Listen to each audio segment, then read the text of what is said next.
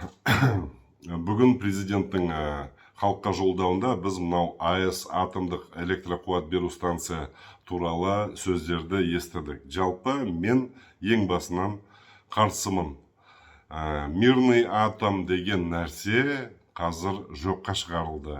Чернобыль болды, білесіздер, 30 жыл бұрын.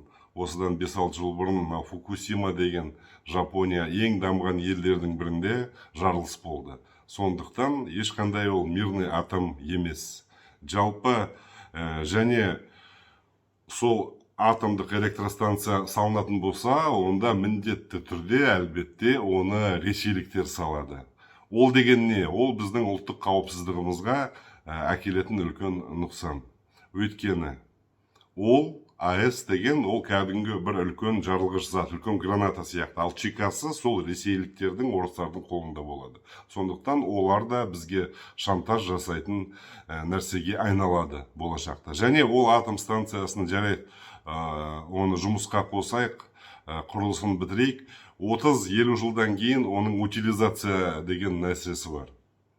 Оған да миллиардтаған доллар кетеді. Сондықтан мен ойлаймын, Құдай бере салған біздің кең байтақ елімізде жел де бар, күні түні қысы жазы дауылдар бар, бес қонағымыз бар. Сондықтан мынау неше түрлі әлгі ветряктарды қоя аламыз. Одан қалды, Құдайға шүкір, біздің оңтүстігімізде мынау күннен қуат алатын альтернативтік жасыл экономикаға сәйкес неше түрлі сондай жасыл экономикаға сәйкес электроқуат беретін желден, күннен, Құдайға шүкір, жерлеріміз бар.